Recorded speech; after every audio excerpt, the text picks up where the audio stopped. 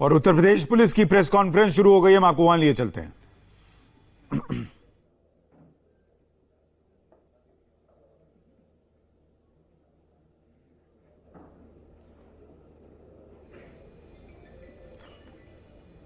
Uttar Pradesh police की press conference आप देख रहे हैं, जो अब से बस थोड़ी देर में शुरू हो जाएगी।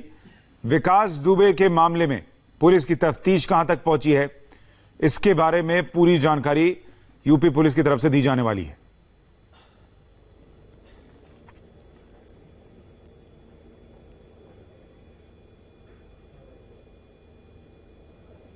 दो और 3 जुलाई की मध्य रात्रि में थाना चौबेपुर कानपुर नगर में जब पुलिस पार्टी एक केस के सिलसिले में दबिश देने गई थी, वहां पे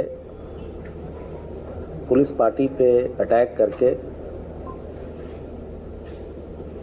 स्थानीय गांव के लोगों ने, जिसमें कि विकास दुबे प्रमुख अभियुक्त था, हमारे पुलिस के 6 अधिकारियों एवं कर्मचारियों को उस घटना में 8 जो हमारे अधिकारी और कर्मचारी थे, उनको कर्तव्य की बलवेदी पे आहुति देनी पड़ी तथा अन्य 6 लोग घायल हुए। उसके तत्काल बाद उस दिन सुबह ही एक साहसिक मुठभेड़ में 2 लोग पुलिस मुठभेड़ में मारे गए और पुलिस के द्वारा पुलिस से लूटी गई एक ग्लॉक पिस्टल तथा एक लाइसेंसी असला बरामद हुआ था। उसी क्रम में उस घटना का में नामित और वांछित तथा 50,000 का इनामी बदमाश आज सुबह हमीरपुर जिले के थाना मौदहा अंतर्गत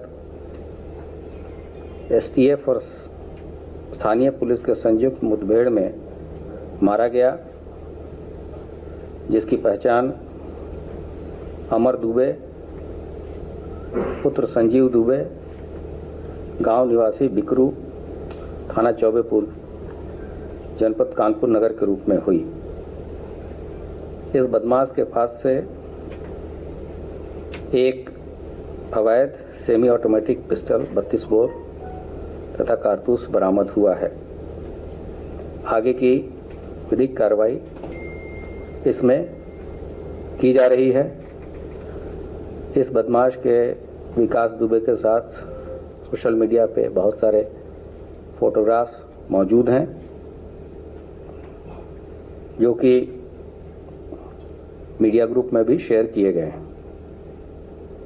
इसी क्रम में बीती रात एक अन्य अपराधी 50,000 का इनामिया श्यामू वाजपेयी, जो कि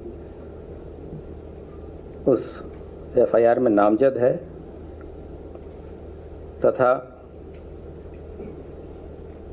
जहान यादव, ये भी नामजद अभियुक्त है, तथा एक अन्य अभियुक्त संजू दुबे को कानपुर नगर की पुलिस ने गिरफ्तार किया है। श्यामू वाजपेयी, जहान यादव और संजू दुबे जी नहीं, इसमें श्यामू वाजपेयी पे 50,000 का इनाम है, जहान पे नहीं। हाँ, जहान यादव नेम्ड है, नहीं, संजू दुबे नामजद नहीं, ये प्रकाश में आए हैं। और गिरफ्तारी के दौरान मुठभेड़ में श्यामू वाजपेयी घायल भी हुआ।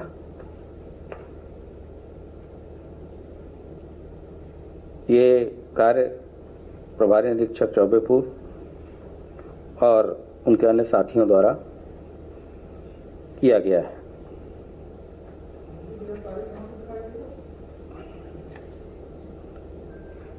थाना चौबेपुर जी।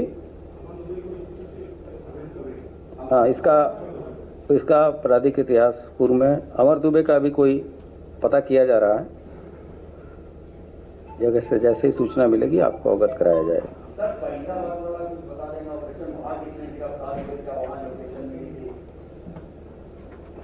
मैं रिक्वेस्ट करूंगा कि जब चीजें खत्म हो जाएं फिर उसके बाद से आगे आप इसमें प्रश्न। इसी क्रम में फरीदाबाद हरियाणा में के थाना खेरी पुल में मुठभेड़ के दौरान हरियाणा पुलिस ने 3 लोगों को गिरफ्तार किया है, जिनका नाम क्रमशः कार्तिकेय उर्फ प्रभात निवासी ग्राम बिकरू, पुलिस स्टेशन चौबेपुर, जनपद कानपुर नगर,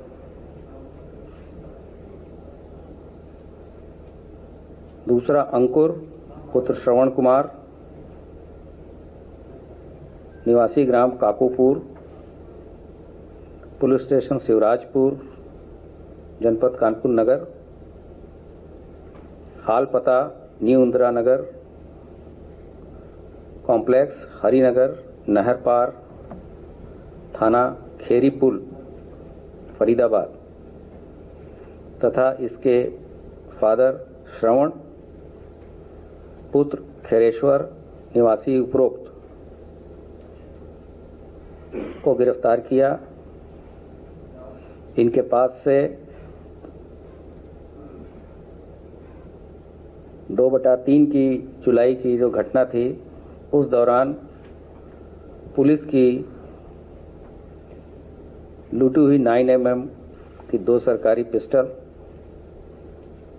जो कि एक थाना बिठूर और की थी,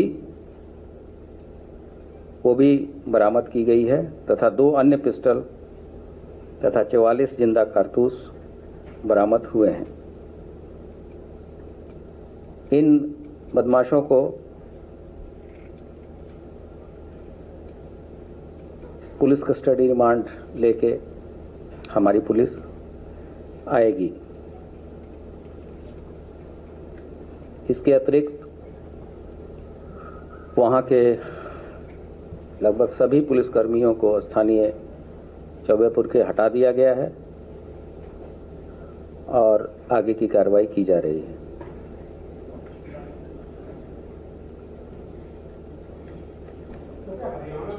इसके अतिरिक्त बीती रात गौतम बुद्ध नगर में एक्सप्रेसवे थाने तथा बिसरत थाने में भी क्रैकडाउन हुआ है, जहां इनामी बदमाश घायल और गिरफ्तार किए गए हैं। और बुलंदशहर में भी सियाना थाने के अंतर्गत इनामी बदमाश घायल और गिरफ्तार हुए हैं। मैंने कल भी प्रेस के साथ शेयर किया था कि कानपुर की घटना में जो लोग भी शामिल हैं उनके विरुद्ध पुलिस सख्त से सख्त कार्रवाई करेगी और हम लोग अपने साथियों की शहादत को वेस्ट नहीं जाने देंगे और जो भी कार्रवाई होगी वो विधिक होगी और ऐसी होगी जिन्होंने इस तरह की हिम्मत की है उनको हमेशा पछतावा होगा, नजीर बनेगा। यहां मैं स्पष्ट कर देना चाहता हूं कि 1 जनवरी से लेकर 15 जून तक के जो आपराधिक आंकड़े हैं, अगर हम उसको कंपैरिजन करें वर्ष 2020, 2019 और 2018 का, तो 19 के तुलना में इस वर्ष डकैती के केसेस में 37.74% की कमी आई है। लूट के केसेस में 44.17% की कमी आई है। हत्या के मामलों में 7.91% की कमी आई है।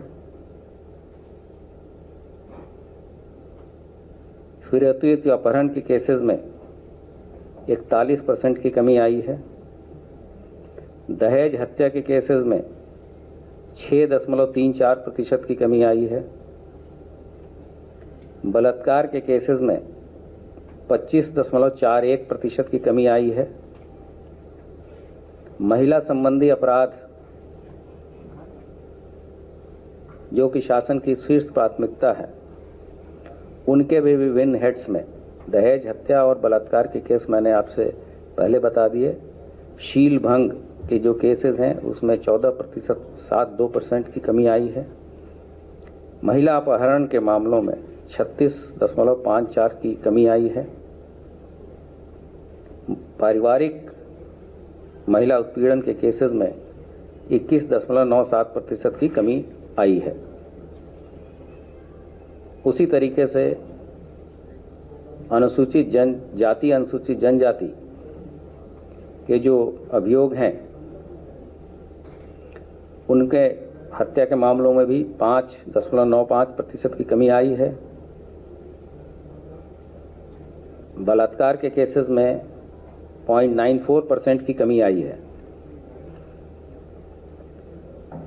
कुल मिलाके जो शासन की अपेक्षाएं हैं पुलिस विभाग से,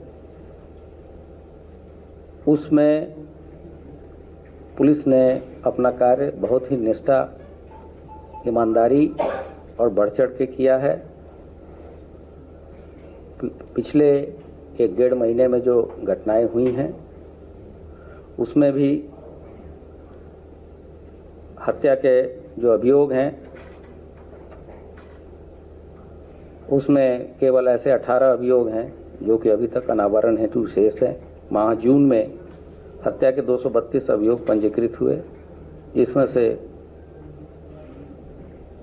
अनावरण किए गए 214, केवल 18 केसेस ऐसे हैं जो कि अनावरण हेतु शेष हैं। लूट के अभियोगों में 32 केसेस अभियोग पंजीकृत हुए माह जून में, जिसमें से केवल 11 अभियोग अनावरण हेतु शेष हैं। डकैती के 2 मुकदमे कायम हुए थे, दोनों केस वर्कड आउट हैं। मुझे आपसे यही बातें शेयर करनी थी।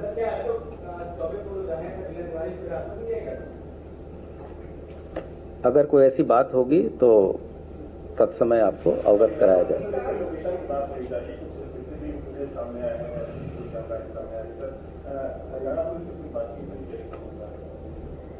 सभी उत्तर प्रदेश के अंदर स्थानीय पुलिस और सभी यूनिट्स तथा प्रत्येक राज्य के पुलिस के साथ प्रॉपर समन्वय और सीमलेस इंफॉर्मेशन का शेयरिंग होता है, और जहां कहीं भी आवश्यकता होती है तात्कालिक रूप से समन्वय बना के कार्रवाई की जाती है। जी,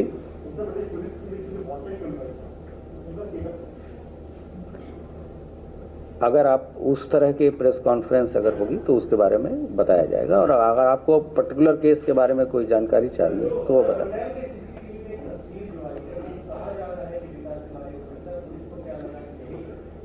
ये चीजें विवेचना का विषय है।